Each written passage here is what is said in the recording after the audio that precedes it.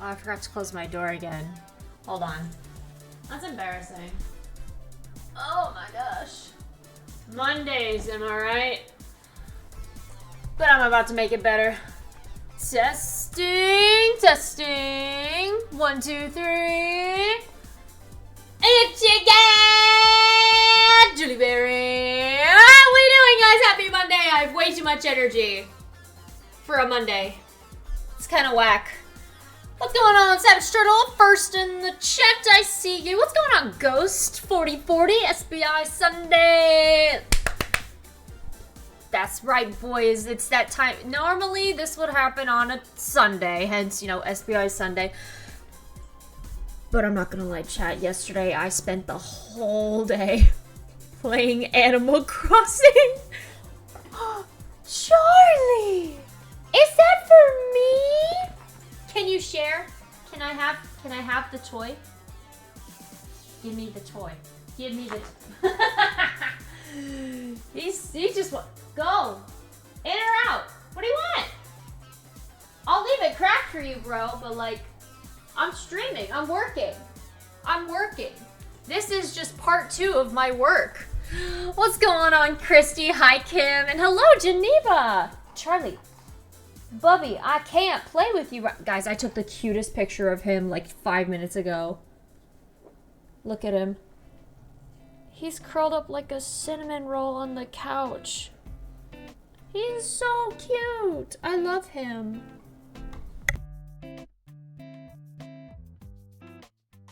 He's on the floor. Wow, that's embarrassing. I turned off my... Did that? I guess that does do that. Sorry about that. Well, he was curled up like a cinnamon roll on the couch is what I was saying before, if I muted myself in between. How are we? Oh my gosh. It's been a hot minute. I am reading a really sad fan. From what fandom, Kim? I don't... Is... Sad? Oh no. Not the sadness. Not the sad. MCYT. Gotcha. Well, if it ends up being good, go ahead and stick it in the Discord in the fanfic rec section. I'm going to use the stream's background as I play Minecraft on my Switch. Epic, Christy May. Alright. You have a good Minecraft session. I had a cookie for dinner. That's about it. But guys, literally, as soon as I get a capture card, I'm thinking about getting one around, you know, Black Friday, you know, when things are on sale, because those things are kind of expensive. So maybe expect some Animal Crossing, you know, stuff in the future. A lot of building, a lot of gathering materials. Very Minecraft-esque, but, you know, with the Animal Crossing. So I'm very excited about that. Anything else going life-wise, Charlie? You good back there? He's enjoying himself. He's laying down. The streamer awards are this Saturday. Unfortunately, I am not able to participate because my sister's birthday is this weekend. And so is the FNAF movie, so I'm kind of preoccupied. Bye! He didn't even say bye. What a loser. Bye, Charlie. So, I will not be able to be there, but I'm gonna record myself, do a little thingy thing, but that shouldn't stop you from going to participate. I think it's Cozy Shark? I don't know their Twitch, but it's by Cozy Shark. It's all run by her. It's on Twitter. I've linked it in my Juliberry announcements channel multiple times. But it is there. I just read a Tokyo Ghoul inspiration, but it isn't complete. No, I hate it when stuff isn't complete. That's why Danny only reads stuff that's complete. She can't stand to like just be patient. I, on the other hand, I just subscribe and I go to another one. That's why I have mountains upon mountains and piles of fanfics to read. Yep. That's how I roll. Oh, can you say happy early birthday? I will. She's the only person home besides me. So, I will do that. But I am working on stuff for her birthday. Oh, I forgot to open stream labels. Hold on. I'm working on stuff for her birthday. And let's just say, she is not ready. She's not ready. I'll be sure to post like pictures whenever I can. Oh yeah, here it is. Cozy Shark. Can I... Okay, twitch.tv/Cozy Shark with 2 Ys. So, guys, this is Cozy Shark. Get a little follow to Cozy over there. She raided me the other day while we were on the Imagine Fun server. But now I am just... Oh, did I not follow? I wasn't following Cozy. I am a fake fan. I'm a fake fan, if you didn't know. How about we get into some SBI reading, though? I feel like I think I've delayed y'all from, for long enough. So let me just... Let's get the lore playlist going. Have you read Past the Yellow Flowers by Sir Cantus? It's so good. I have. And then he rewrote it with Eret instead of another character, so I'm gonna have to reread it. But I have read it. It's very good. I love it so much. I kind of want to get back into their Stay Underneath My Wings series that they had their story going on. It's so good. I love me a good zombie apocalypse alternate universe, you know? There's my lore playlist. Woo! Normally the lore doesn't always like line up with the scenes, but that's okay because it's still fun. Okay. Guys. I love this fic. Oh, I should ping SBI Sunday real quick. Hold on.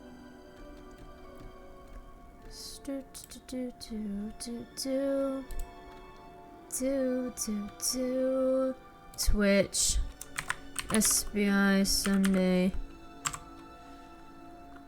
For Gore to ping y'all, but we are live with fanfics.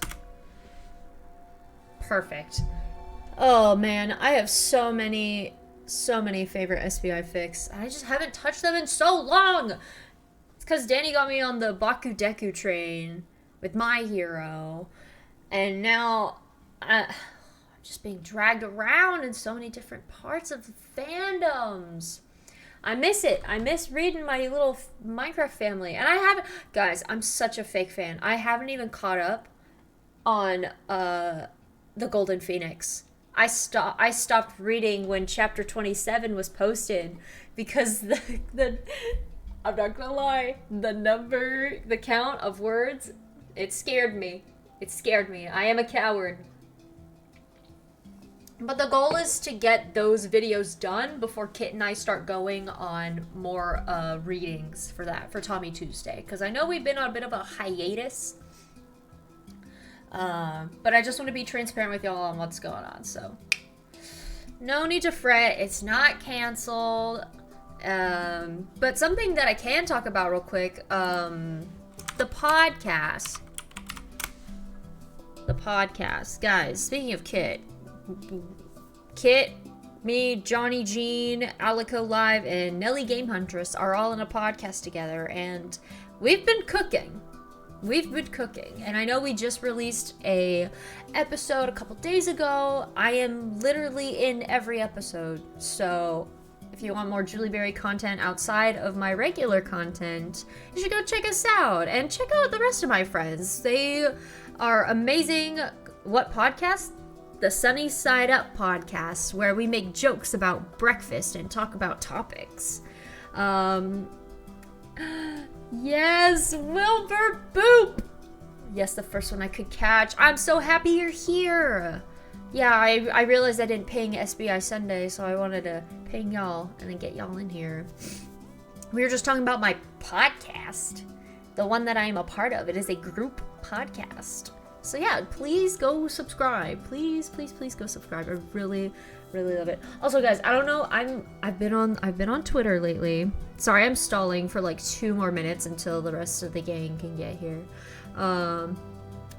I was on Twitter today, and I posted a picture of me holding a little duck, but I had my little Minecraft... I can't wear them with my headphones on. But I had my little Minecraft pink tulip earrings on by Malo Mango. And I was literally talking to myself the other day, like, oh my gosh, what if I literally reached out to her and was like, hey, I love your products so much. I could help promote your business. I will be the influencer that influences. And then she replied to my tweet. And I was like, hey, if you ever want to do something in the future, like, let me know. And she's like, oh my gosh, I'll let you know in the future. Like, if you want to, yeah. I'm like, yeah. Oh, I'm definitely adding it to the list of playlists I need to listen to. Yay! Huzzah! Oh my gosh, guys, I'm so excited. I haven't done my Wilbur impression in so long. Like, I gotta warm up. Tommy in it. I'm Wilbur. Wilbur said, I play Lovejoy. I'm in a band with Lovejoy. I play guitar. I forget the name of the guitar, but she's blue. I think the name starts with like an S or something. I have terrariums, environments, and jars, and I eat sand. My daughter Tallulah. Where's she gone? Phil, you're a sad little man. You know? QSMP, anybody? Lore just happened. And then Tommy in it. He's very nasally. My big brother Wilbur. What's hip happening? Hi Pepper. Welcome into the SBI Sunday stream on a Monday. Ooh. I'm wearing a sweater, even though it was really humid today. Ugh. Alright. I'd say we're about ready to get started. We got some reading ahead of us to do. Is this chapter 1? Alright, I will give y'all a lore recap. So, Wilbur and Tommy are biological brothers, and their parents were villains, so they are no longer together. So, parents are in prison, dead in prison. Wilbur is raising Tommy as his legal guardian in a rundown apartment, and Wilbur's trying to run on these jobs while also being the villain? Siren? No, his name's not Siren, is it? Oh no, it's like Flame or something. He's got fire powers. And then Tommy, his powers manifest after a huge fight with Wilbur, and he got plant powers, so he can like grapple vines and such. Super cool. And now Tommy is gonna become a vigilante, and I don't know, drama shall ensue. So, without further ado, excuse me. Oh my gosh, that was not ladylike. Don't clip that. Did I miss anything yet? No, I just gave them a little lore recap. I was gonna like leap cap. Lore recap. Pepper, thank you so much for the look. I just gave y'all a little lore recap on the last few chapters. You can check out the last episode in my VODs channel. I know the last SBS Sunday I read was The Pink Man. But the one before that is this one, chapter 1 through 2. And I did link it in my Discord as well, in case you missed that. So, without further ado, chatters, let's get into this. I think this is, yeah, we need to go to chapter 3. Go. Okay. I'm so excited. Oh, shit. Okay. I mean, shoot. Sorry. I'm a family-friendly streamer now. But I'm gonna swear a lot because of the cursing that the British boys normally do. So, trigger warning. Swearing from me. Alright. Good as Gold by Your Eyes Look Like the Ocean. Chapter 3. His head dips, vision darkening, and then a marigold wraps around his wrist. Content warnings, suffocation. It's okay though, he's fine. I'm gonna close my door all the way so Charlie doesn't walk in here again and scare me. Nice. Alright. Dang, Coke Zero got a kick to it.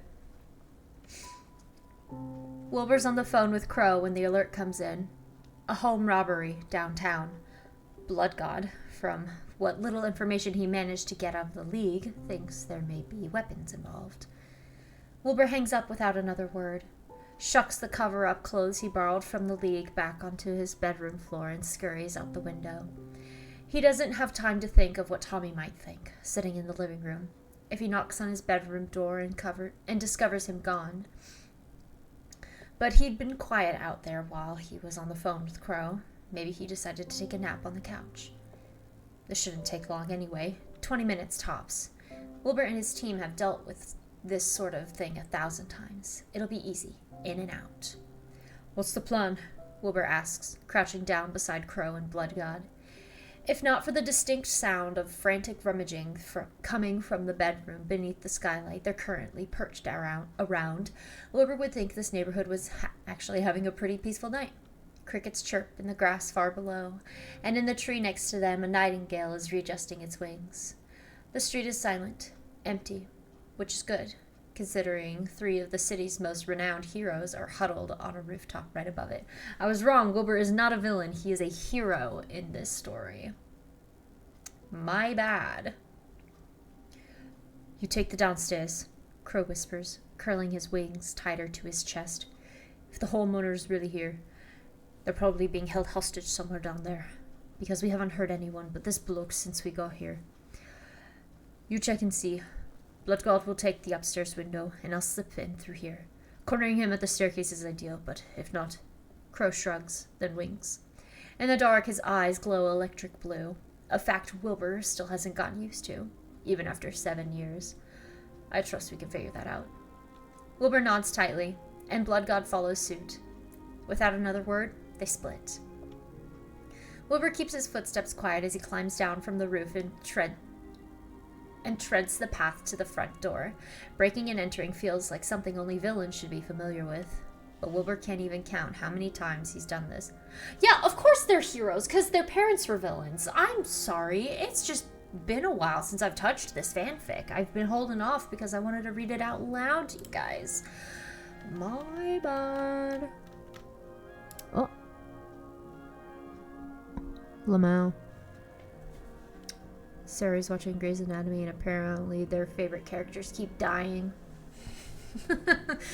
Seems on brand for Sari.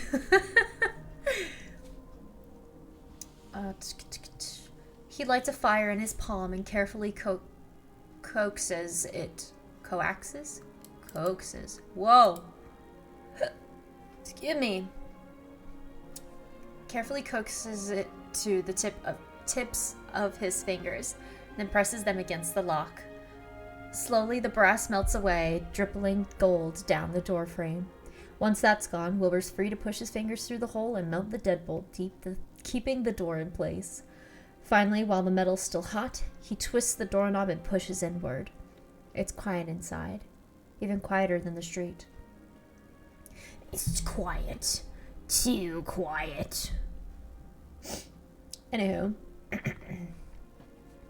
Wilbur sneaks forward on his stealthy feet, lighter even than the fire he wields. He dulls his flames to quiet embers, just enough to see the darkened house around him. He's standing in a tall entryway with wooden floorboards, which splits off into a living room and dining room on either side. Behind the living room couch, a window bar fences off the kitchen, which must wrap around behind the stairs and continue until it lets out through the door at the back of the dining room. Full circle. Wilbur doesn't see anyone down here, but Crow told him to check, so he obeys and quietly continues through the house. Anyone here?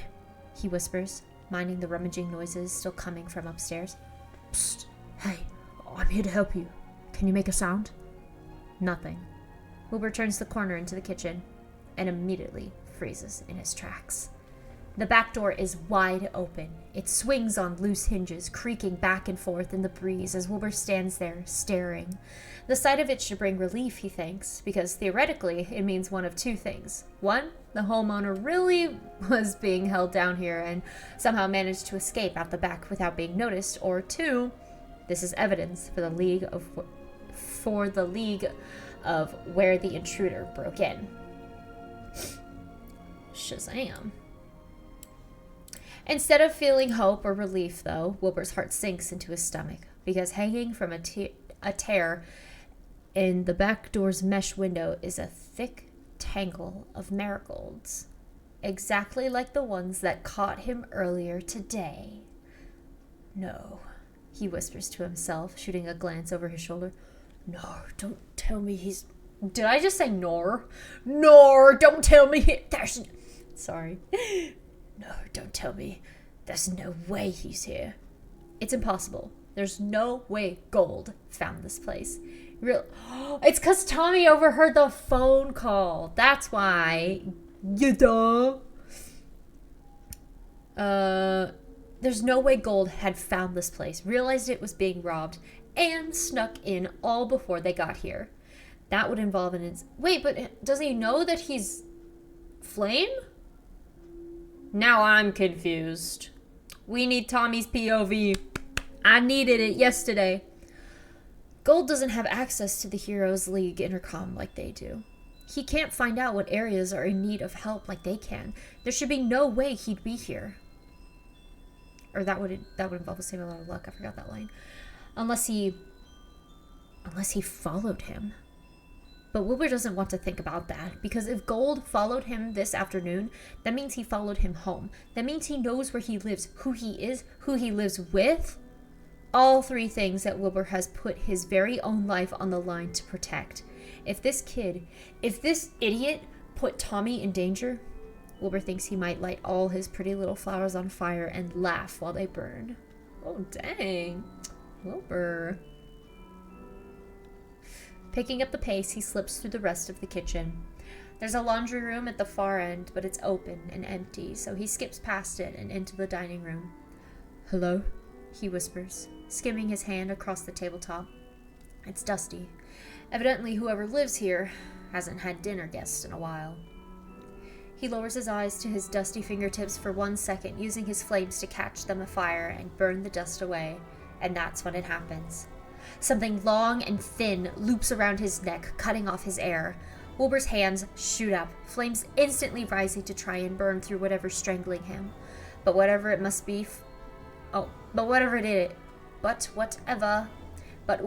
is, must be fireproof, because it doesn't budge. Instead, it cuts deeper, and a gravely voice Wilbur doesn't recognize hisses in his ears. You thought there was only one of us? Nice try, hero. Wilbur chokes. Splutters for air that suddenly feels miles away. Shit, they'd missed one. He hadn't thought twice about there being only one intruder when they arrived. Most home robberies they dealt with were carried out alone, but he should have investigated further. Shouldn't have assumed.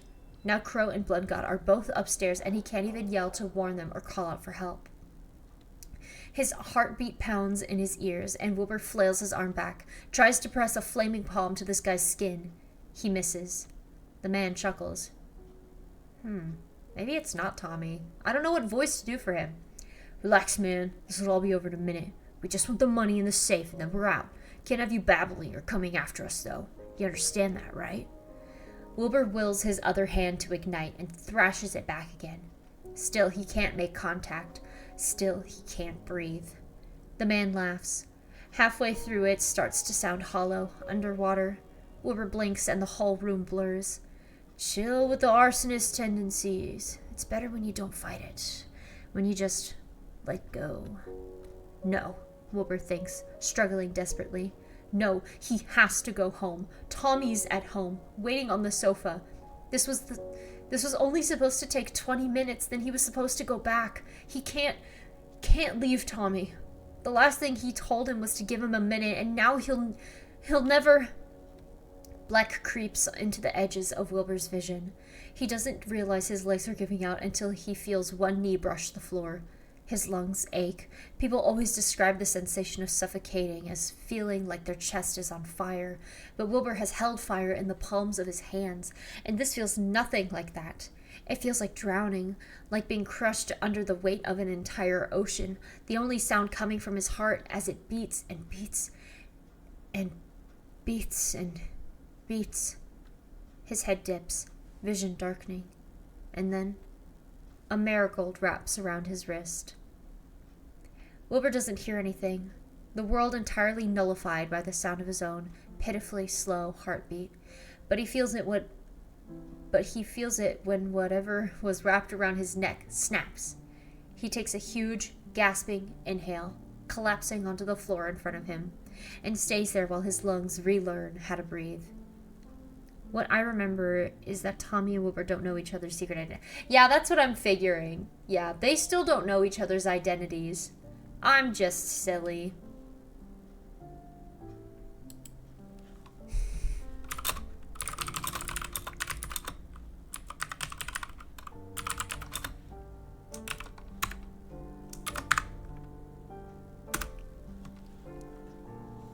Sorry guys, I had to take an important message.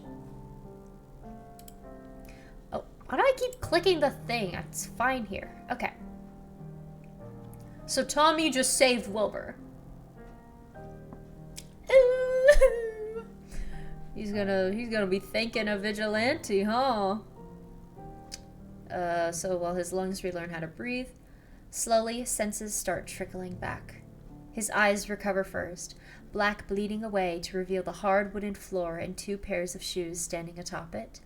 Feeling comes back second, trickling into his fingers and toes and letting himself feel where his temple is pressed to the cold ground. Then his ears stop ringing, pulse fading back into the background, and Wilbur can finally hear the words being spat above his head. Who the fuck are you? Oh, wait. Oh no, that's the guy. Who the fuck are you? Gold! Terrible to meet you. Wilbur groans, lungs aching. He takes another gasping inhale, greedily sucking down as much air as he can take in, and tries to sit up. A heavy vine pushes him back down before he can. Stay the fuck down, Gold says, and Wilbur's too oxygen deprived to do anything but listen. He watches from the floor as vines extend from Gold's palm, wrapping around the second intruder's wrist and yanking them backwards. The intruder yelps, nearly tumbling forward at the force, and Gold uses the brief moment of surprise to snake one of his vines around the intruder's body until his arms are pinned to his sides. Another string loops up around the intruder's face, covering his mouth. Mouse? Wow. His mouse, guys. His little mouse. Squeak, squeak.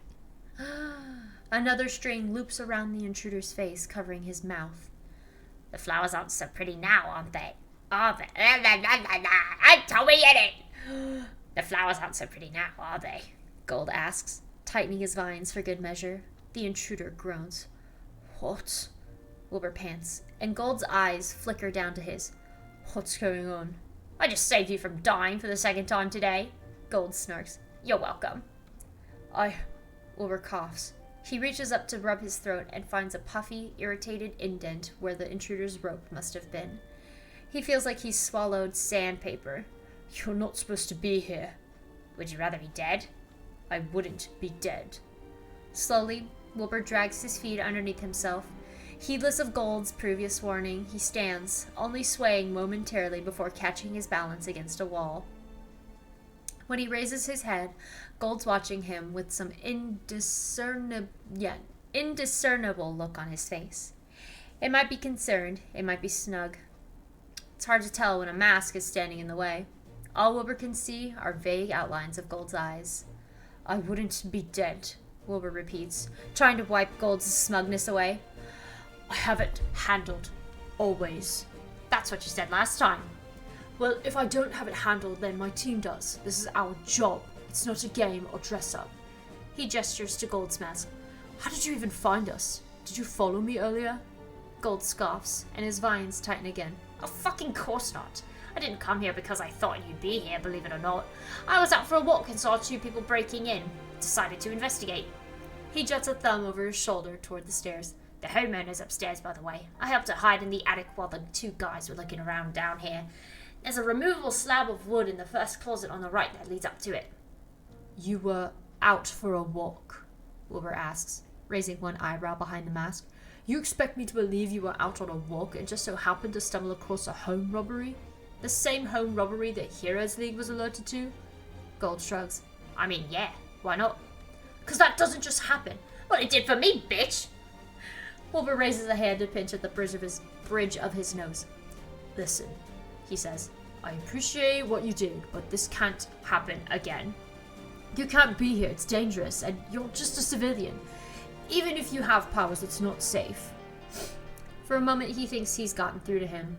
Gold's eyes scan his face, wide and glittering, and Wilbur thinks they might be blue, actually. It's still too dark to tell, but he thinks he sees the subtlest hint of cerulean shining in the moonlight before Gold steps back, and it disappears.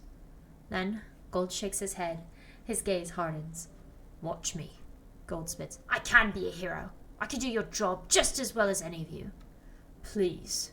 Wilbur's surprised when the word falls out of his mouth as a beg instead of a scoff. Please, you can't be here. It's not safe. And if other people in the League find out about you, they'll say the same thing. You aren't supposed to be here. You could be arrested. Vigilantes are illegal. Gold's hand twitches where it's wrapped around a vine. He doesn't say anything, but his gaze shifts off of Wilbur's face, nervous. Turn down the music a little bit. Oh, hi, Apple. What is... Oh. You mean, what the heck is this? This is SBI Sunday, where I read fanfiction to my friends and the chatters.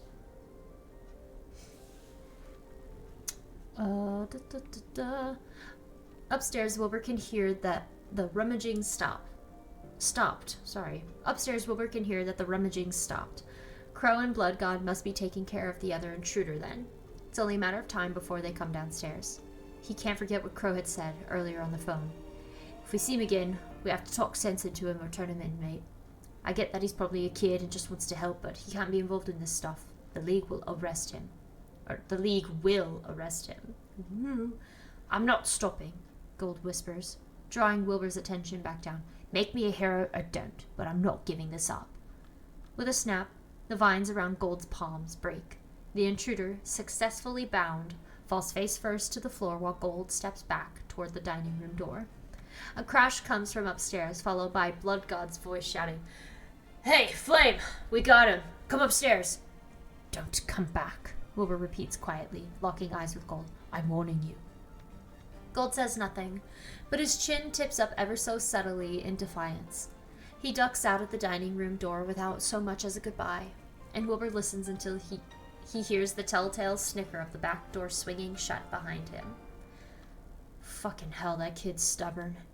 His brazenness reminds him, strangely, of Tommy. Except of brushing off warnings about picking fights in school hallways. He's brushing off warnings about being killed. Arguably more dangerous, but the comparison makes Wilbur think. Gold can't keep coming back. Just like Tommy can't keep getting into trouble at school. Maybe Wilbur needs to be more adamant about that. Because clearly, just telling Tommy not to do it again isn't working. This is his 5th time being suspended. And maybe getting in trouble at school isn't as dangerous as being an illegal vigilante, but he could still get hurt. It's still scary, thinking about dropping his little brother off at school and him coming home with a black eye. Or worse. Not to mention Wilbur really can't deal with the constant suspensions on top of his already busy schedule. Flame! Blood God shouts, yanking him back to the present issue. I'm coming, he yells back, voice still hoarse and painful. In front of him, the intruder that tried to kill him twists on the floor, in pain. When Wilbur leans closer, he spots tiny thorns growing out of the vines Gold bound him with. Huh, nice touch. That's what you get, Wilbur hisses, then turns back to the stairs. Guys, I've got another one down here. But get the lady out of the attic first. Oh, tension. Denny! Oh my gosh! I almost choked on my Coca-Cola Zero Sugar. Jump scare. Hi, bestie. We're reading. It's because you got me breathless, baby girl. Ah! Sorry, I shouldn't be flirting on stream. You made it just in time. There's a break in the chapter. So, and now we're switching over to Tommy's POV. A little ka-chunk moment. See that really good. Oh, of course, of course. You doing anything? Do anything later this evening? Anything at all? I think I just got dinner and like recording something for personal reasons, but I don't know if you hang with it. Yes! I will zoom.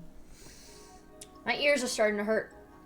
Ah, guys, I'm out of left eye contacts, so like glasses are gonna be here for like a hot minute. Also, Toby says his hello, he wants to join but busy. Oh, well, give Toby my love. Give him. I give them heart fingers. Waves at Toby. Hi, y'all. All right, we're gonna get going. We're halfway through this third chapter. All right. For the record, Tommy wasn't lying when he told Flame he'd been out for a walk when the robbery started. When he jumped off the terrace that evening while Wilbur was on the phone, he really hadn't been expecting to do much more than test out his powers while doing a quick lap around town. He planned to practice throwing his vines a bit more, improve his reaction time, and, up until he stumbled across house number 112 on Pickett Road, that's all he'd done. But the moment he saw two tall, burly men peeking through the windows around the outside of the house, his vines gave a tiny tug, and it all started going downhill. Hey! Tommy called, tucking his hands into his coat pockets as he paused on the sidewalk in front of the house. You guys need any help? No thanks, the first guy replied. My sister's home. She must have fallen asleep upstairs. She'll let us in eventually. Tommy tilted his head, studying the stilted, nervous way the man leaned against the house's door frame. The other one didn't so much as look in Tommy's direction. Back turned. Both were dressed from head to toe in black. A bulge in the second man's pocket looked suspiciously like a knife. Ooh. All right, Tommy shrugged. Whatever you say. He turned around and kept walking. And walking. Soon enough, he circled back. And soon enough, he'd circle half the block, hopped 2 fences, and entered the house's backyard. After that, it was almost too easy. The intruders left the back door open, so all Tommy had to do was push it aside. He found the lady upstairs hiding in her bedroom and hurried her someplace safer before the intruders came. Once she was safely camped in the attic on the phone with the Heroes League, Tommy slipped out of the crawl space and darted back downstairs. He wasn't sure exactly where the intruders went, so he kept quiet, slipping through the kitchen and adjoining dining room with his hands in front of his chest ready to sprout at any sudden sound. That's when he heard the front door open and Flame stepped inside. The second intruder snuck downstairs while Flame was in the kitchen. Tommy melded himself into the shadows, slinking under the dining room table, and then back upstairs before either of them could spot him. Flame had it handled, he figured. That was Flame told him before, anyway. Well, obviously Flame was wrong, because when Tommy returned, the second intruder had cable around Flame's neck, and the hero's eyes were rolling back into his skull. For fuck's sake, Tommy grumbled to himself, then launched himself off the staircase. Now, hours later, he leans toward he and Wilbur's shared bathroom mirror and squints at the tiny cut just beneath his eyebrow. Stupid fucker scratched him in one of the only spots not covered by his mask. Not that his mask does much good against that kind of stuff anyway. It's fabric-encased cardboard, only $3.99 at the comic book store, with 2 elastic headbands to hold it in place. Tommy sighs. If he's going to keep doing this, he's going to have to invest in better materials. But for now, he peels open a Band-Aid and slaps it to his brow. Boom! Problem solved. Knock, knock, knock. There, I did knocking sounds on my desk. Tommy reels back from the mirror just in time to hear Wilbur call from the other side of the door. Tommy, can I come in? 1 second. Hurriedly, he shoves the Band-Aid wrapper into the trash.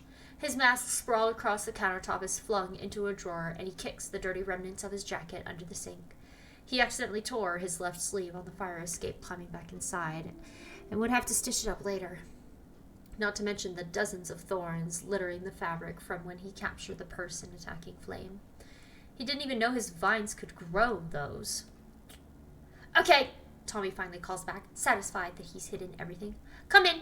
Thanks. I just need to brush my teeth, and then I think we should probably... The door swings open, and Wilbur freezes in the frame. What happened to your face? Oh. Tommy reddens. Quickly, he slaps a hand over the plaster on his eyebrow. Oh, this, funny story, actually. I was digging for something under my bed and smacked my face into the bed frame coming back up. Totally forgot who was there. Ha silly me. He coughs, turning back to the mirror as Wilbur joins him. It's quiet. It's almost never quiet when they're both in the same room, but tonight, Tommy taps his fingers against the sink just to break the silence. Wilbur runs the tap, wetting his toothbrush and squeezing on a line of toothpaste, and Tommy watches out of the corner of his eye as his brother starts to raise it, then pauses. What? Tommy whispers. Wilbur sighs. He looks more tired these days. The bathroom lighting highlights it all. The darkening bags beneath his eyes, the cracked lips from biting at them, the pink blotch around his left iris from stress or overuse. He has a red mark across his neck. A bruise? Tommy doesn't remember seeing it on him before. But before he can ask about it, Wilbur speaks. I love you, you know. Oh, shut up! CRIMEBOIS. Tommy's fingers pause their rhythm on the sink. Yeah, I know. No, but you really know, right? I love you. You're my little brother, and when I yelled at you earlier today, it's just because I want better for you, because I love you. Wilbur, no, please, I need to say this. Wilbur's free hand reaches up and goes over the bruise on his neck, before quickly dropping back down. I'm sorry for what I said earlier, okay? But I meant what I said about getting suspended. It has to stop. You're in high school now, and the things you do in high school have a much bigger impact on your future. I know, but, Will, these kinds of things, getting into fights, punching someone, if colleges find out about this 4 years from now, what are they gonna say? Tommy forces a tiny laugh. Well, honestly, I'm not even sure I want to go to college yet. That's still years away. And what happens if you get hurt? Wilbur interrupts again. I can't let you keep getting into trouble like that.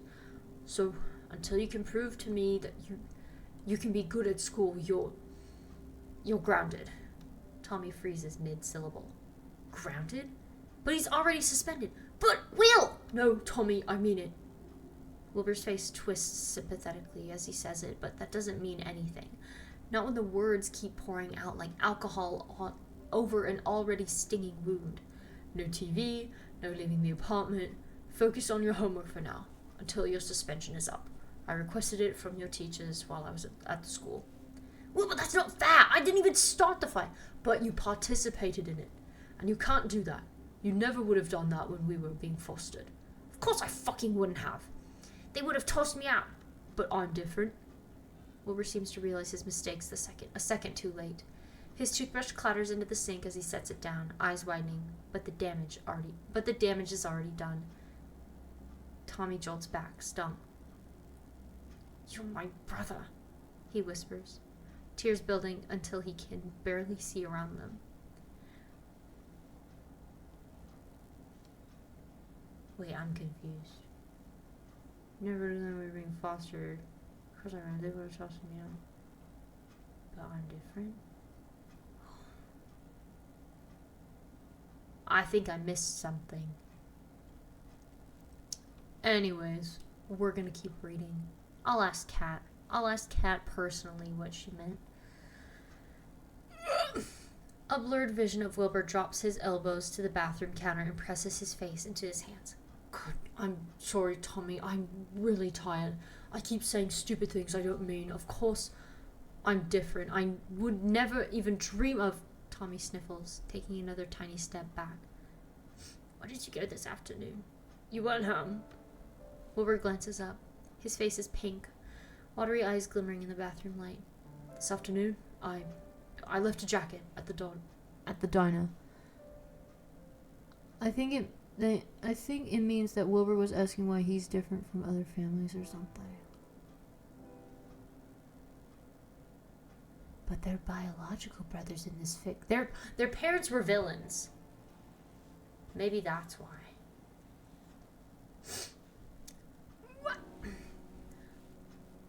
I left a jacket at the diner. Had to go back for it. Tommy rings his fingers together. That's all. You didn't tell me, you just left. I didn't even hear the door close. Wilbur's expression sinks. Quietly, he straightens back up and extends his arms out for Tommy. Tommy can't remember the last time Wilbur hugged him. Really hugged him. Oh, shut up. Wrapped him in his arms as gently as he cradled him in that one... Oh, shut up! As he cradled him in that one memory and tucked him in until all he could smell was his brother's scent. Like Wilbur asking Tommy why he thinks Wilbur wouldn't throw him out like other... Oh! Wilbur asking Tommy why Tommy thinks Wilbur wouldn't throw him out. Whoa. Whoa. Calm down, Wilbur. Jesus. Goodness. Wow. Why are Wilbur and Tommy? You can fit so much brotherly angst into these characters. Wrapped him in his arms as gently as he cradled him in that one memory, and tucked him in until all he could smell was his brother's scent. They'd exchanged thousands of rushed side hugs on the way to school or work, and occasionally when Wilbur came home, he would press a quick kiss to Tommy's head in greeting that Tommy would jokingly gag at and wipe off. But Wilbur was always so busy, always running errands around town or working or calculating bills at the kitchen table. It's been a long time since he took 5 minutes to just breathe, relax, hug his brother. It's so tempting. It's tempting. Hi, Toby. Hello. So it's tempting, really tempting, to launch himself into Wilbur's arms and never let go, but right as he steps forward, he feels a prickle in his hand, a flower blossoming, and stops. Tommy? Wilbur asks, voice cracking. What's wrong? Nothing. Everything. The fact that he has powers, the fact that he can't tell his brother about them because the last time someone close to them had powers, it was their parents, and they abandoned them. The fact that Wilbur will ask what's wrong, will tell him to talk to an adult instead of getting into fights, but doesn't ever bother to listen. Instead, he just grounds him, tells him to be good. Can't he see Tommy is trying? Clenching his fist around the flower and begging it not to turn into a vine, Tommy slips around Wilbur and out of the bathroom door. No, Tommy, you missed out on a perfect opportunity. Tommy, Wilbur calls after him. Tommy, come back! Please, I was gonna watch a movie. I'm grounded, remember? Can't watch TV, Tommy replies. Then he swings the door to his bedroom open and disappears. All I know is pain.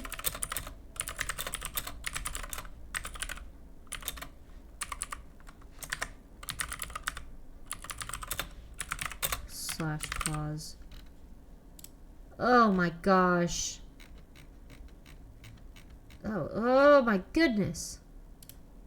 Well, that was the end of chapter 3. What the hey? What the hey? I've been emotionally compromised. How am I supposed to go on? I guess I need more Coca-Cola.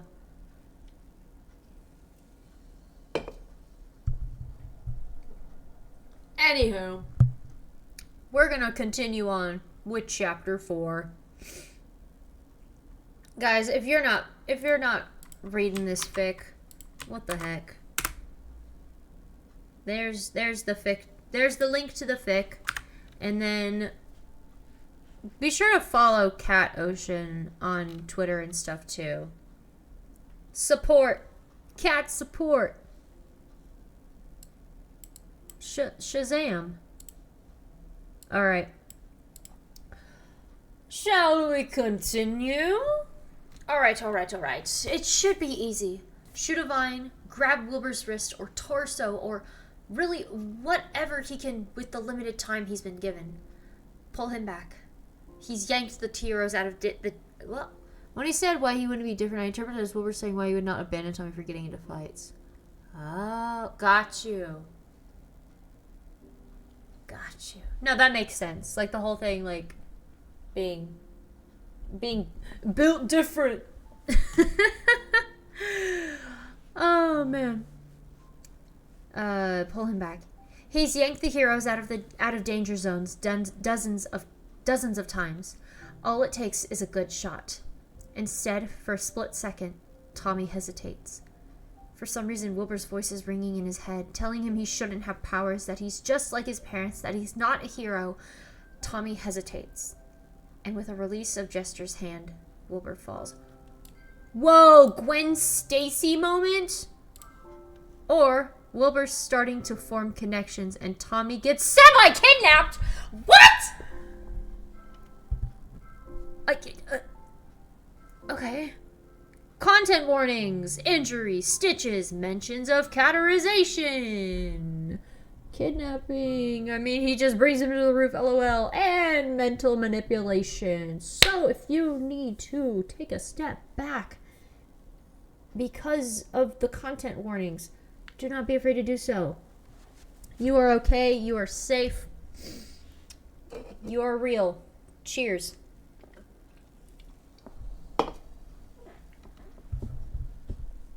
Wilbur's been off his groove lately, and he's pretty sure the entire Heroes League knows it. It starts the first time he misses what should have been an easy shot. He's crouched with Blood God behind a cop car, waiting for Crow's signal to them that it's clear to move.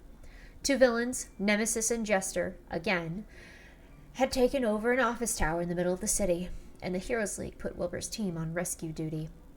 The night prior, he'd worked an 8-hour shift at the diner before coming home to a nearly pitch-black apartment. The only light came from a tiny crack under the door to Tommy's room. Tommy, who hadn't said more than 5 words to him in the past 2 days. Oh, who'd been avoiding him ever since that night in the bathroom. As he walked past, he'd quietly rapped on the door. "Tommy?" he asked. "Are you in there?" A quiet bed creak answered, evidence of life. But beside that, nothing. "Tommy?" He tried again. "I'm going to bed." Silence. "Love you," he whispered. Then, ignoring the way his heart squeezed, he turned and retreated to his own room. Wilbur tossed and turned that night, unable to shut off his mind until hours later when the sun had just started peeking through the blinds. Only when he hears Tommy get up and wander into the kitchen to get breakfast does he fall into a fitful semblance of sleep. 2 hours later, bleary-eyed and groggy. "Hi, I'm Nicola." "Oh my gosh, welcome, Ava. Welcome. I'm so, first time chatter. I see you. Welcome in. I really appreciate you being here. If you want to read along with us, we are on chapter 4 of Good as Gold by Your Eyes Look Like the Ocean, or also known as Cat Ocean, a good friend of mine. It is a CRIMEBOIS superhero fic. It's very good. But welcome in. I'm glad to hear that you like the videos. That means the world to me. I appreciate you. But yeah, sit back, relax, and we're gonna keep reading together. 2 hours later, bleary-eyed and groggy, he's called out to the city on hero duty. So when Crow tells him to wait behind the cop car with Blood God, he's only half awake to bob his head and mutter out an agreement. So when Nemesis drops down on them before Crow can warn them, Wilbur's first frantic shot on her misses by feet.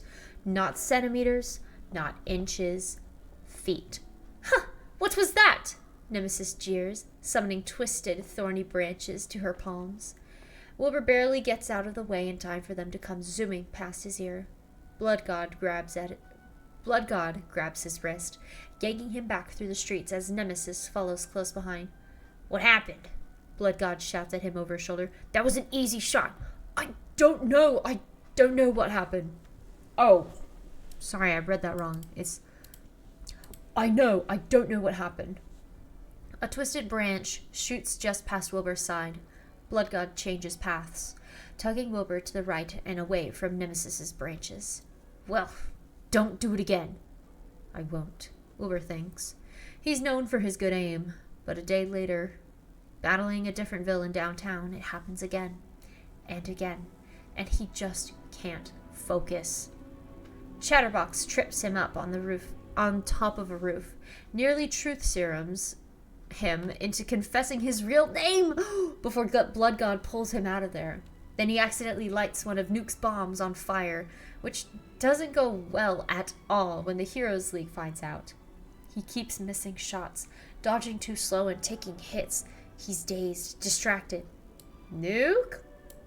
Tubbo! I think we just got a Tubbo name, villain name drop. What? He's dazed, distracted. It's made even worse by the fact that Gold keeps showing up. Didn't I tell you to stop? Wilbur asks, running into him on the way to another downtown battle. Didn't I tell you I wasn't going to? Gold shoots back, ever the irritant. He's gotten a costume upgrade, the same cargo pants and t-shirt from before, but with a new golden hoodie pulled over it, and tight-fitting leather boots strapped to his feet instead of Converse. Red paint zigzags lightning patterns into the hoodie's sleeves, which doesn't really match the flower theme, but Wilbur will forgive him because they do look sort of cool. Instead of the crappy Spirit of Halloween-esque mask he wore before, Gold's upgraded to a red bandana tied over his mouth and nose, and a pair of tinted golden goggles over his eyes. You're going to get arrested. I haven't yet, Gold shrugs, easily keeping pace with Wilbur as he leaps from building to building. You haven't turned me in either. No, but that's just because you're a kid and I'd feel bad. I'm already having issues sleeping at night. I don't think sending a kid to jail would ease my guilty conscience. So you've got a guilty conscience, eh? Gold teases, and for a split second Wilbur's heart jolts. Something about Gold's tone, as muffled as it is underneath the bandana, is familiar. Eerily familiar. Before he can put his finger on it, Gold continues. What from? I thought heroes were supposed to be the good guys. We are. So why all the insomnia? What could possibly make you feel guilty if you haven't done anything wrong? Wilbur grunts, vaulting over a railing and dropping down to a balcony. From there he uses a drain pipe as a fireman's pole, sliding down until his feet are back on solid ground. Gold lowers himself down via his vines, while Wilbur checks his location. According to his comm, Crow's only a block away. Bloodgod's coming from the opposite end of town. They'll all meet in the park, where 3 supervillains' locations have been called in.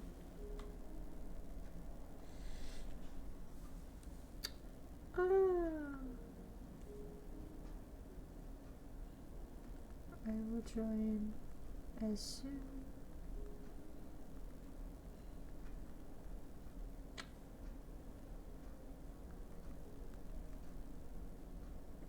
I can't type.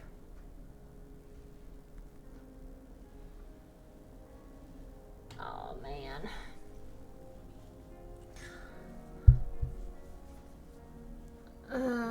They'll all meet in the park, where 3 supervillains' locations have been called in.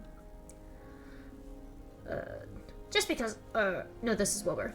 Just because I'm a hero doesn't mean I've never done anything wrong in my life, Wilbur replies to Gold. Now stop asking questions, it's annoying. My maths teacher told me the same thing once.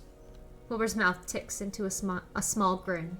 He's lucky his voice changer covers his face so Gold can't see it. He hates to admit it, but Gold is funny, and he's smart. Wilbur just wishes he was smart enough to stop throwing himself into danger. It starts with that mission downtown. Crow and Bloodgod are pinched in by 2 of the villains, Wilbur dealing with the 3rd, when Gold swings in. He yanks the villain closest to Crow back by the ankle and uses vines to heft him up and toss him directly into the villain Wilbur's battling. They go down in a heap, giving Bloodgod just enough time to bring the one remaining villain down to his knees. Is that? Crow asks, panting as he makes it back to Wilbur's side. Wilbur hums. That's Gold. Yeah. After that, he's everywhere. A fight on Main Street, and a villain spotting at the zoo, burglary at the student center of a small university, and a mugging in the strip mall downtown. It feels like every time Wilbur gets an alert, Gold is there. And as much as Wilbur finds the kid smart and entertaining, he's also one more thing to keep track of during a fight. And Wilbur, exhausted, overwhelmed, and stressed to the max, doesn't have more attention to spare. He misses more shots, takes more hits. After a particularly brutal battle during which Wilbur's arm was snagged by Nemesis's thorns, a long, painful gash running down the side that Crow has to stitch closed in an alleyway, Crow stages an intervention. "You can't keep doing this," he says. His tongue pokes out as he slips the needle back. Sorry. Needles.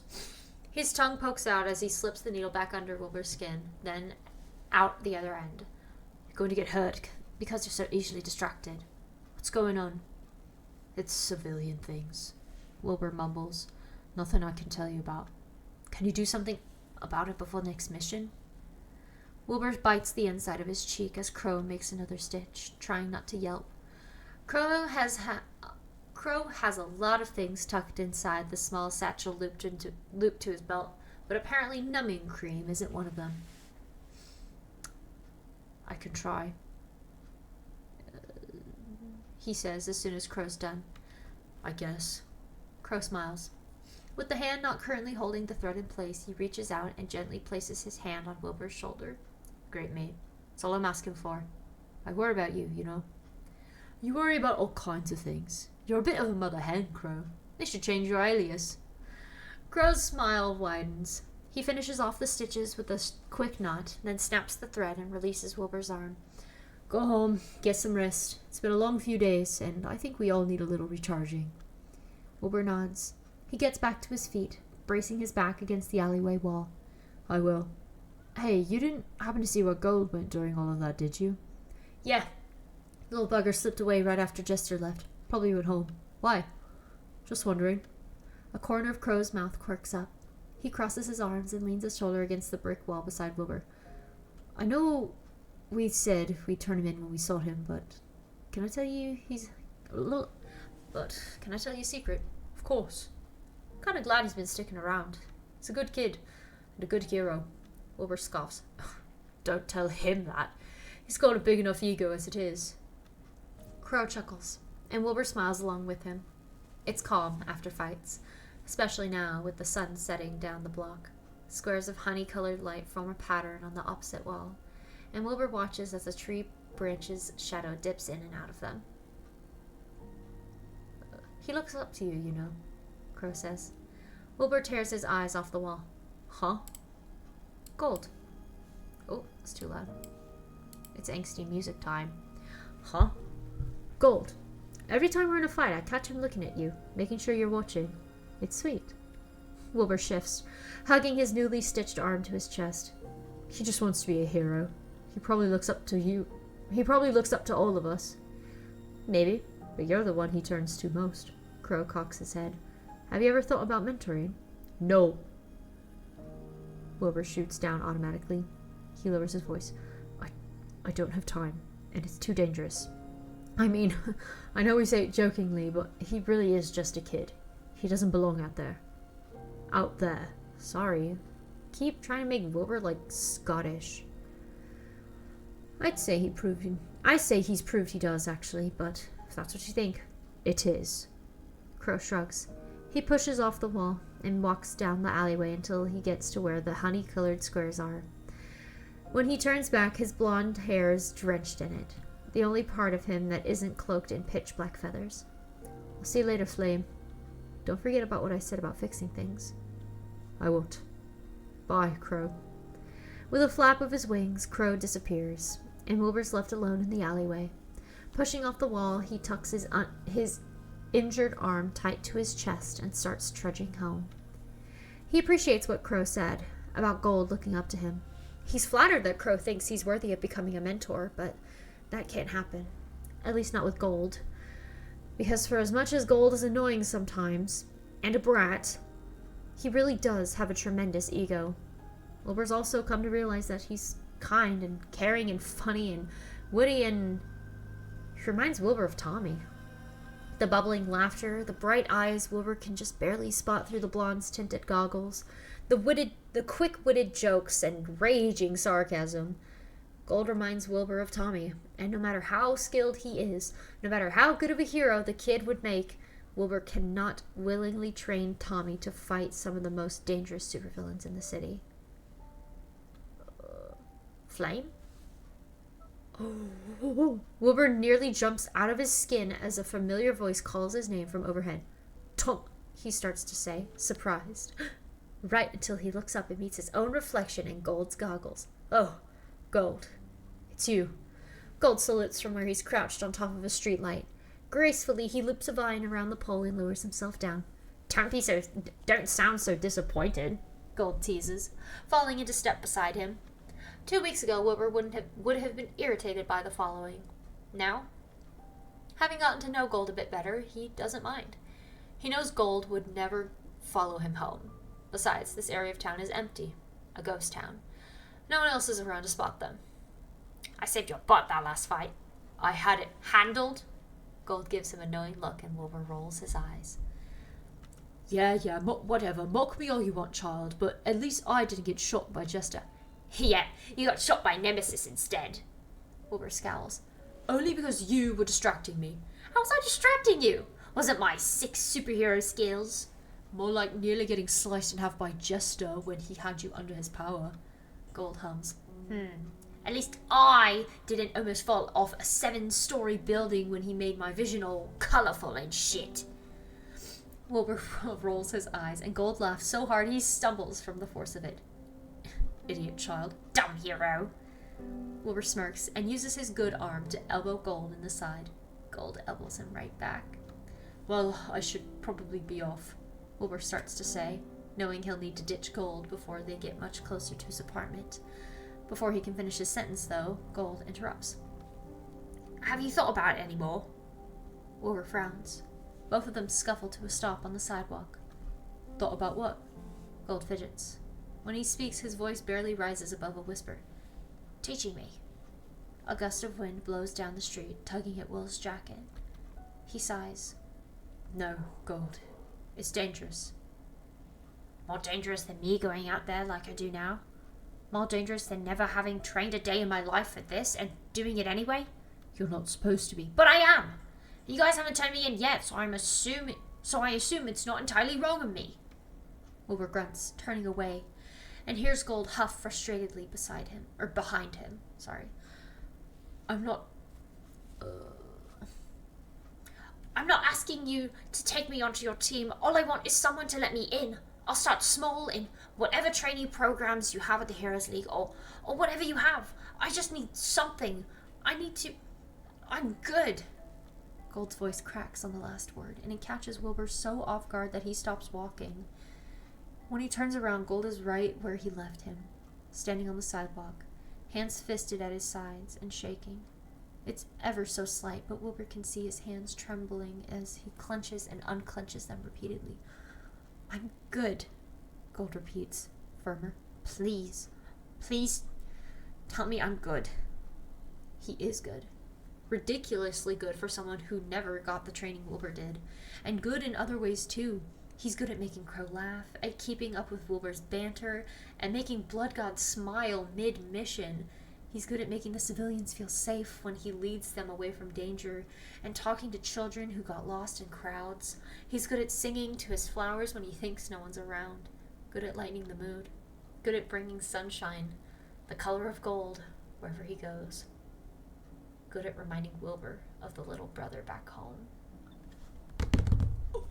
Over the past 2 weeks, Wilbur's seen Gold be good at many things, but he can't let him be good at this. Flame? Gold asks. His voice is wet. Wilbur doesn't know why his approval means so much to this kid. It shouldn't.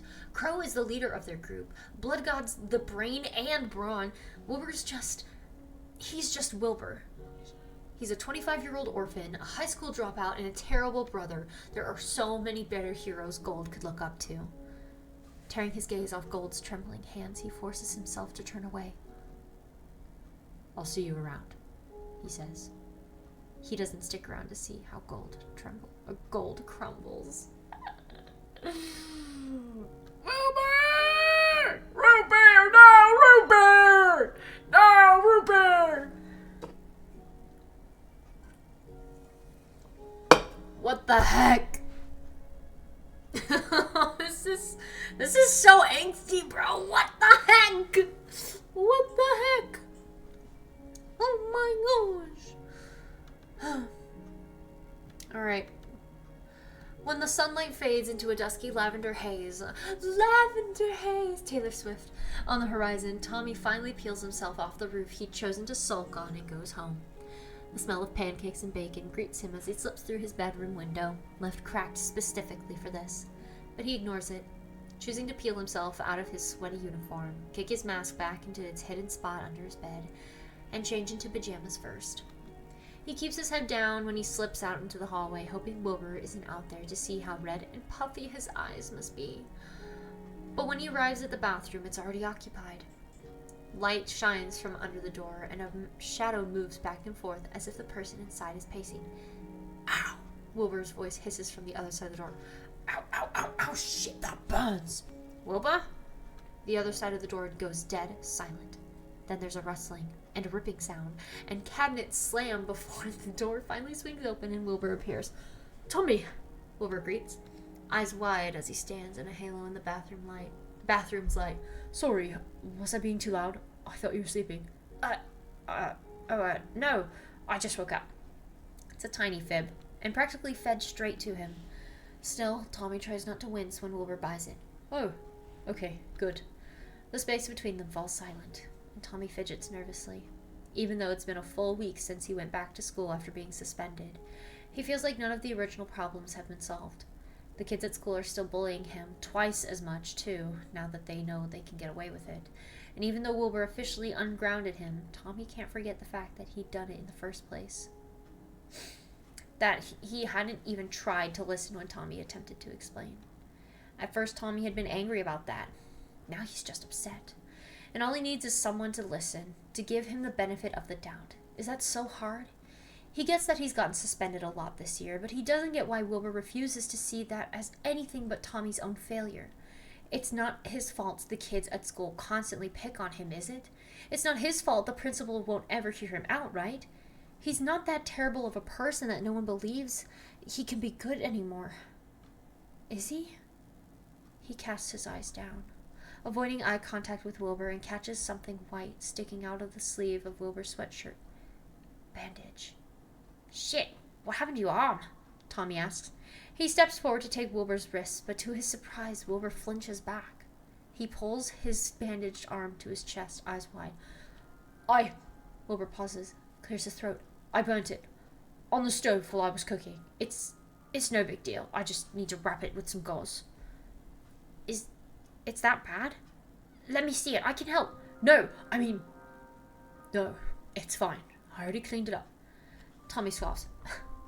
No offense, big man, but you're shit talking. No offense, big man, but you're shit at taking care of yourself. Remember those bruises I patched up years ago? Here, I've got an aloe plant in my room. Just let me... He makes another grab for Wilbur's arm, but Wilbur sidesteps him, ninja-like. He darts around Tommy and out into the hall. There's dinner on the table, he calls over his shoulder. I have some work stuff to finish in my room, so I'll be there if you need me. What? You're not going to eat with me? Really? Having to eat alone shouldn't be that big of a shock. Wilbur's busy working at the diner during dinner sometimes, or running errands, or doing whatever the fuck else he does outside of the apartment. So Tommy eats by himself enough to not consider it abnormal. But whenever Wilbur's home to make dinner, they always eat it together. They'll eat at the tiny kitchen table or on the couch with a Disney movie playing. Sometimes Wilbur makes dessert too, and they have a vanilla ice cream or fudgy brownies while fighting over a card game. Ever since Wilbur started fostering him with the intent to adopt, it's been their tradition, with only a few exceptions. Not tonight, Wilbur says, pausing in his bedroom doorway. To his credit, he at least sounds a little apologetic. Sorry, Tom, so I've got an opening shift at the diner tomorrow and need to get this done so I can head to bed early. I'll come out to say goodnight if you want. No, it's okay. Don't worry about it. Tommy manages to sputter out. I understand. Wilbur shoots him a small smile. Thanks, and hey, we should talk tomorrow. About? Wilbur's smile dims. The past 2 weeks. It's been eating away at both of us, and I think we need to rip off that bandage. I think we need to rip the bandage off, yeah? Tommy twiddles his fingers anxiously. Does that mean they'll actually talk about it? Or that Wilbur will talk and Tommy will listen? Because so far it feels like that's what's been happening. Regardless, he bobs his head. Sure. I mean, yeah, we should probably talk. Wilbur's shoulders relax. Okay, good. Tomorrow then? I get off early, at 10. Tomorrow. Wilbur shoots another tiny smile at him, and Tommy forces himself to match it.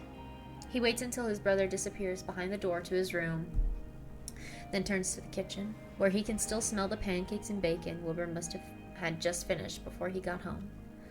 Tomorrow. Hopefully they'll fix this tomorrow. At 5 a.m. the next morning, Tommy feels a tug in the center of both his palms. It's light, subtle, gentle enough that if he didn't know any better, he'd think someone just grabbed his hand.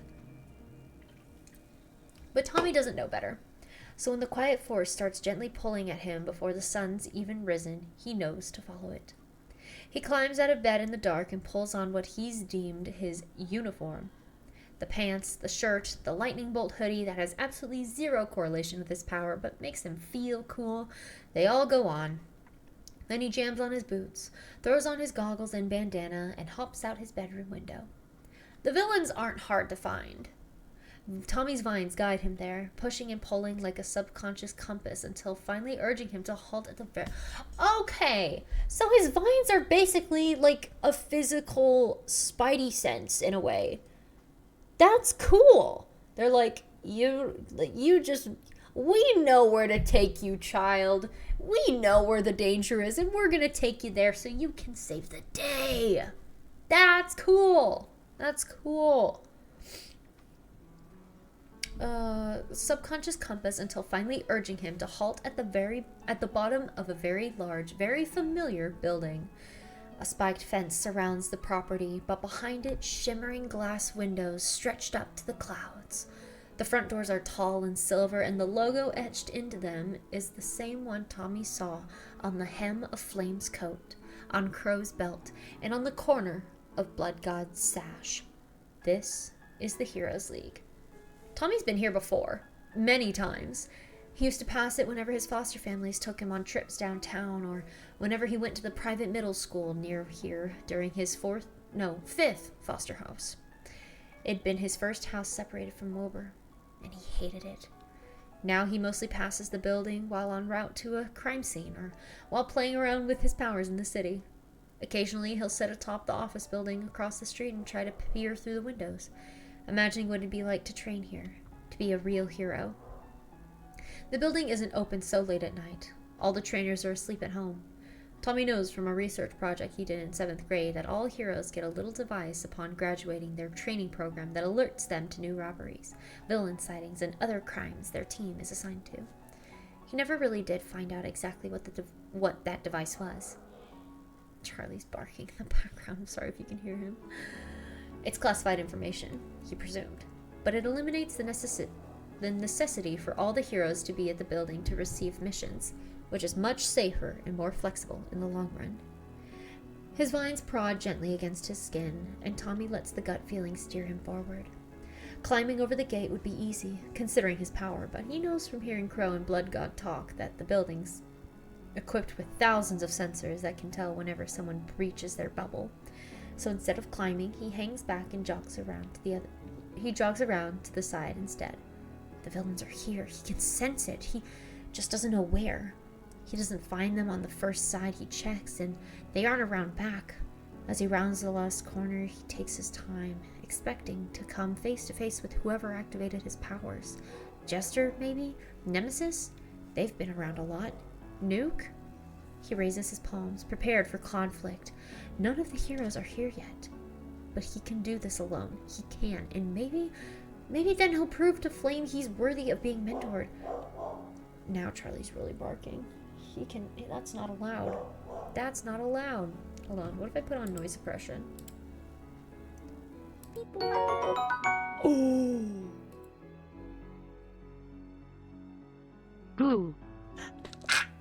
I'm so scared. Oh my gosh, Brenda, thank you so much for the resub. 2 months. Oh my gosh, thank you so much. I really appreciate it. How you doing, man? Welcome into the stream. We're reading fan fiction. We're reading fan fiction. It's getting intense. I don't know what's gonna happen, but we're here. But none of the heroes are here. But he can do this alone. He can. And maybe then he'll prove to Flame he's worthy of being mentored. Prove to Wilbur he can be good. He can. Gold. I was wondering when you'd show up. The voice comes from behind him, rough and unfamiliar. It's the last thing Tommy hears before everything goes black. Oh. What? Huh? Huh? What? Oh, okay. Okay, dang. Alright. That just happened. Alright, Charlie's done barking, so I'm gonna turn that off. Wilbur wakes up at 5:20, 10 minutes before his alarm for work is supposed to go off, to the sound of his calm buzzing. You're joking, he mumbles, rolling over and clumsily snagging his calm off the nightstand. With blurry eyes, he squints at the bright message. Heroes needed. Villains spotted near Hero Street. Unknown. Ooh, unknown. Wilbur can't remember the last time he got an alert where the League didn't know who the villain was. Sighing, he fumbles for the lamp switch. His arm is ridiculously sore from last night. After he...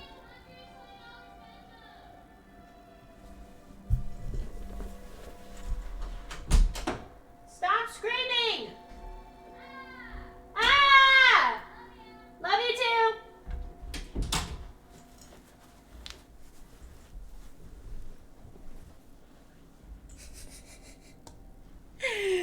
Sisters, am I right?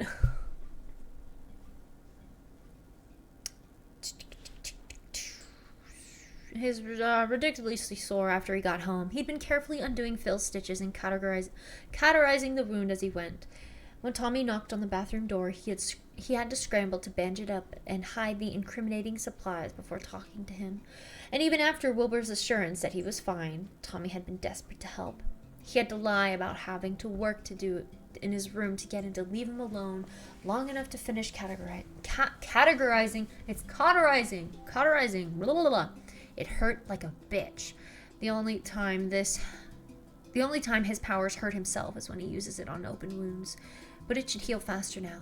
Plus, now he won't have to worry about ripping stitches while fighting whoever this new villain is. Wilbur to Quackity. Might have to be a little late this morning, sorry. Flame to Crow and Blood God. You guys up? I'm on my way now. Slipping out of bed, Wilbur changes quickly, double ties his boots, and hops out the window. The sooner he gets this over with, the better. Okay, back to the child. When Tommy's eyes fly open, the first thing he sees is rough concrete, right beside his face. The second, dark, wide open sky. It's still night, which is good. He thinks it means he wasn't passed out for long, but there's no way to be sure. Everything aches. He feels like he's been hit by a truck, a bus, and then another truck, just for good measure. When he pushes himself up to sit, he feels like he's moving through sludge. Ugh, he groans, shaking his head and trying to clear his blurry vision. The last thing he remembers is sneaking around the base of the Heroes League tower. Then someone said his name, and he must have blacked out. Now he's on top of what looks like to be a roof with the city shimmering far below. Where am I? He mumbles. Top of the hero tower. Tommy whips his head around, heart accelerating. Standing 4 feet away, cloaked entirely in black with their hands in their pockets, is a man. Or Tommy thinks it's a man. They're wearing a dark trench coat and pants with a black cap to match. The only difference in color is their mask. It's silver, glinting subtly every time it catches what little light the roof provides. His voice is deep, obviously modified by something, like flames, but there's no doubt in Tommy's mind it's the same voice that spoke to him before he blacked out. Who are you? How did you know my name? Tommy asks. He shifts position on the roof, taking stock of any injuries. Besides his muscles feeling like they weigh 1,000,000 pounds, nothing really hurts. He just feels weak, exhausted. Like his body hasn't seen a bed in days, even though he was in bed by 10 o'clock last night. A silver-masked man tilts his head. Word travels fast with heroes and villains, you know. Especially when the heroes acquire new annoyances. Tommy scowls. I'm not an annoyance. No? Then explain this to me. Oh. No? Then explain to me this. How come you've been working with the heroes for weeks now, taking down villains for them, and Flame still refuses to train you? Tommy's mouth pops open, closes, pops open again. Finally, he stammers out, How do you know about that? The man chuckles. Word travels fast, remember? Tommy tries to push himself up further, get his feet underneath himself and stand, but it's like half his body is still asleep. It takes a considerable amount of effort just to pull his knees to his chest. And once they're there, he can't bring himself to stand up. The man creeps closer. He moves strangely, almost in a gliding motion rather than walking. The closer he gets to Tommy, the heavier Tommy's body feels. He's exhausted.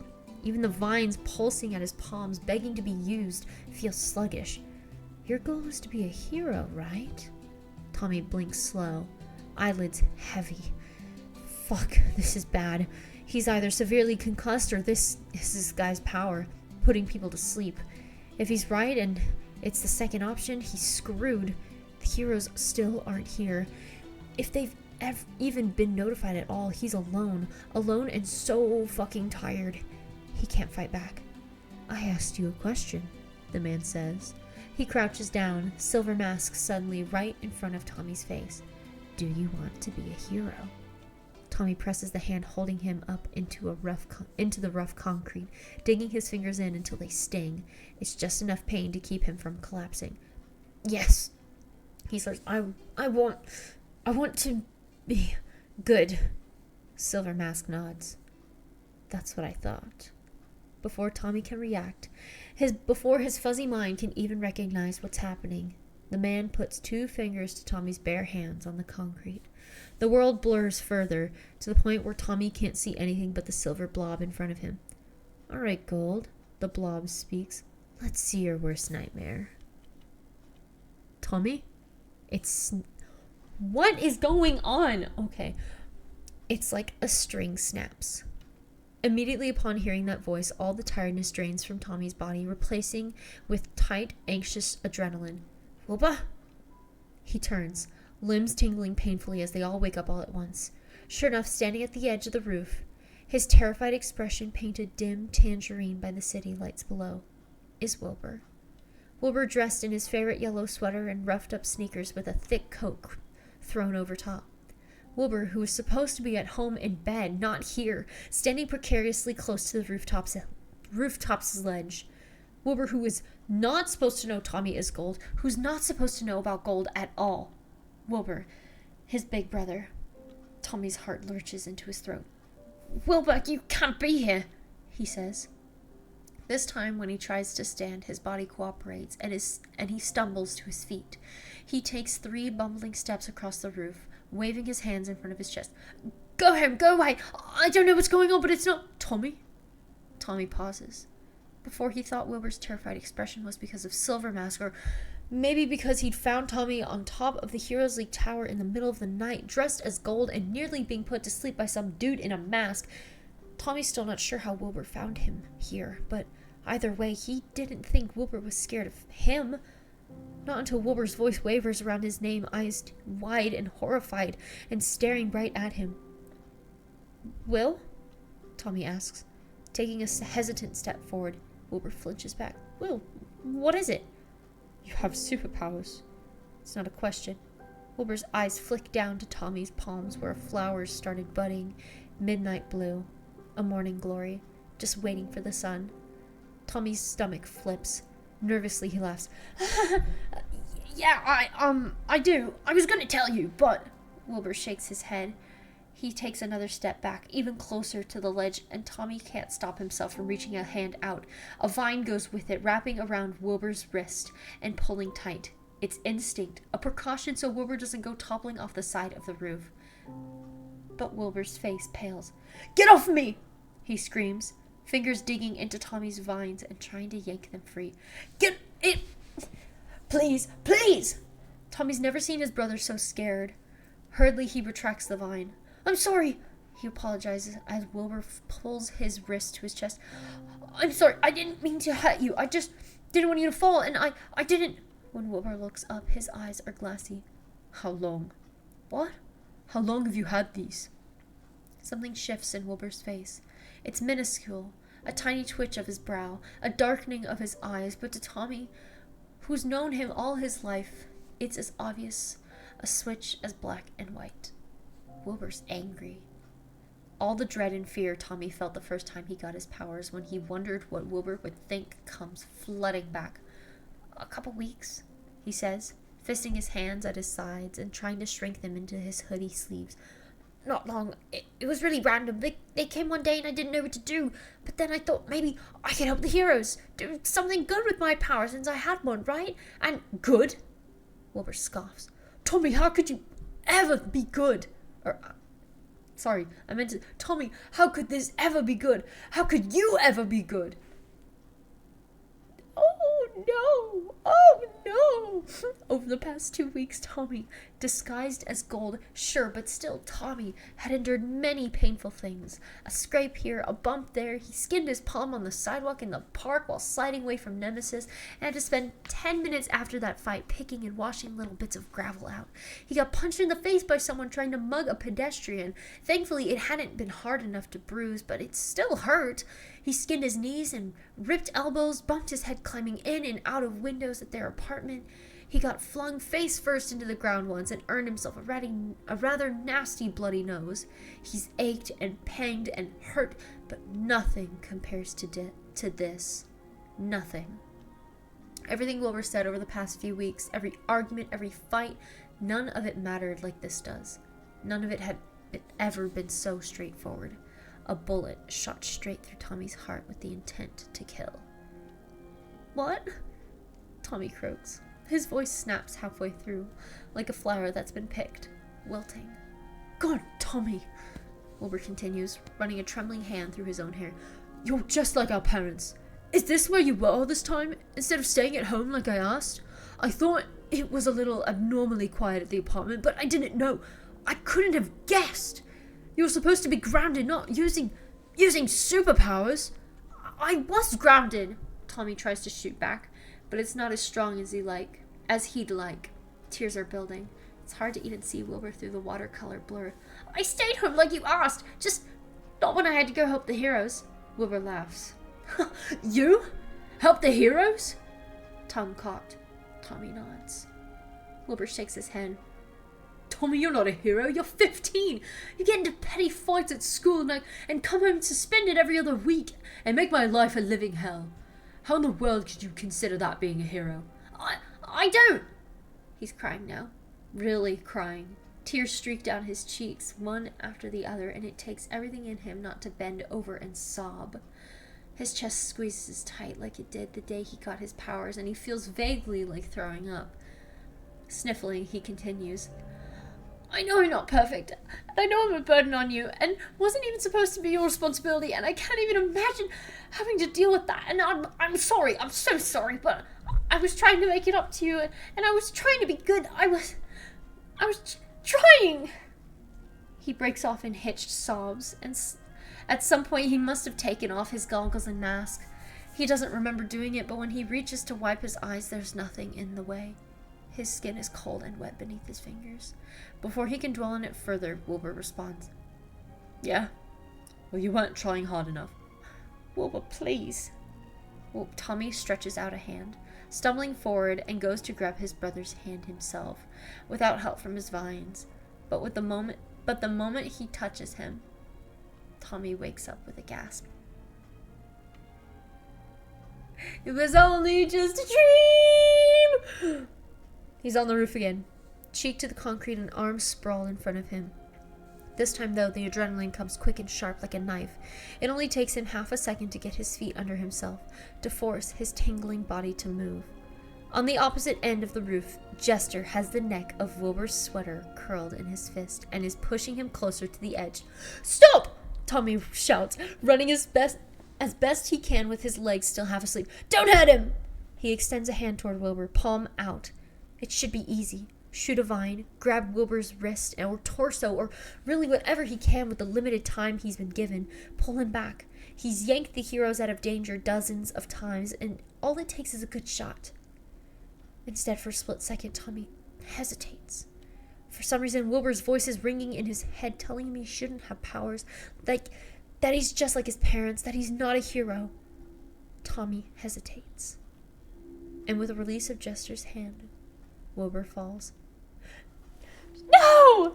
He screams so loud his voice breaks. Screams so loud the sound reverberates off the concrete beneath his feet. His boots pound to the beat of his heart, doubling, quadrupling speed as he rushes forward. This time he doesn't hesitate. He gets one foot up on the ledge of the roof, pushing forward, and flings himself off the side of the building with reckless abandon. Wind whips past his face as he tumbles, falls, locks eyes onto Wilbur, and tries to plummet faster. "I'm coming!" He screams over his heartbeat in his ears. "Wilbur, I'm coming!" He uses his vines to propel off the building and make himself fall faster, harder. "Tommy!" Wilbur screams back. They're both plummeting, falling. Tommy is so close. He stretches a hand down, preparing. They're not going to hit the ground. They aren't. Wilbur is his hero. Has been ever since Tommy was 7 years old. What does that make Tommy if he can't save him? If Wilbur dies and it's his fault? The ground is rapidly approaching, and Tommy still isn't close enough. He's not going to make it. "Tommy!" Wilbur screams again. It's nearly lost in the wind, but Tommy hears it. Tommy always hears when his brother calls for him. And then... Are you kidding? Tommy jolts awake. He sits up quickly, heart pounding, chest heaving, and looks around. He's still on the roof. Caked concrete scrapes against his shaking hands as he braces himself, fighting to regain control of his breathing. He's not tired anymore. In fact, the surplus of adrenaline pulsing through his veins alongside the memory of watching Wilbur plummet makes him feel a little sick. Was it really just a dream? What's happening to him? "I thought you wanted to work with the heroes." Tommy blinked. Tommy blinks, tearing his gaze off the ground under him and up to Silver Mask. Okay, it's a dream within a dream, guys. We just got inceptioned. Shazam. "What?" "The heroes," the man repeats, voice laced with frustration. "You want to work with them. You want to be them." I do," Tommy stutters, confused. Where's Wilbur? Who the fuck is this Wilbur? You keep dreaming about him." When Tommy says nothing in response, the man slams his hand down on the ground. Tommy jumps. "Listen here, kid," Silver Mask says, leaning closer. "You want to be in the league. Those heroes are important to you. You're going to have a nightmare about them sometime, and then I'm going to get information out of you. And if you don't..." He pushes back, and Tommy is relieved for the split second before the man raises his hand and places it on Tommy's forehead. "Sweet nightmares." I love shoving OCs into fix. Did you catch the chat reference with Chatterbox too? That's cute. Oh my gosh. What the heck? That's the end of chapter 4, guys. Oh my gosh. And then they all died. The end. Oh, what?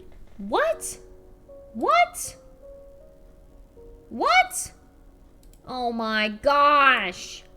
I don't know what to believe anymore. Guys. It's a dream within a dream within a dream. I'm curious to know who this Silver Mask guy is, but I'm kind of liking the voice I gave him, huh? Kind of use my sexy voice. Sweet nightmares. If you have not left kudos on Good as Gold by Your Eyes Look Like the Ocean, please do. You can't stop there. I only read 2 chapters. That's how I do. And also, it's dinner time. I only had a cookie when I get home. So, guys, I'm gonna end stream now. That's my guess. I don't know if it's dream, because I don't know if it's character dream. I think it's an OC. I don't think a lot of people are adamant on adding dream to fanfics nowadays, but you know what? That's up to Kat. I know, but I know. You do so good. Oh, thank you so much, Ava. I'm glad y'all like that. I'm so happy. Okay. Let's raid somebody. I know we got some viewers in here, so I'm gonna send the love over to another friend of mine. Who's live? Who's live? Lyra! Lyra live playing Night in the Woods. I've heard about this game. I have not played it before, but we are going to raid her. Alright, let me set up the raid real quick. Guys, I'm so glad y'all enjoyed that. I know I did. I miss doing my silly little character voices. Lyra not. If you have a sub, feel free to do a lovely little raid sub, copy the sub command. If you don't, just copy that first one right there. Everyone join the raid, join the raid. Lyra uses she, they pronouns according to the Twitch things. I'm gonna go eat food, and you should too if you haven't already. Get a snack, drink some water, get some rest, you know? But, oh my gosh. I'm like sitting like with my knees up. Look at this. I'm gonna go eat food and then goof off and do other things. But I hope you'll have a lovely rest of your day, night, evening, whatever your time zone may be. No stream. Maybe stream tomorrow. But no stream Wednesday or Thursday or Friday or Saturday. I'm gonna be very busy this week. So maybe we'll make up with a longer stream tomorrow. But chat without further ado. Remember, you are beautiful, you are valid, you are worthy, you are so loved, and I love you very, very much. And I'll see you all in the next stream. Bye!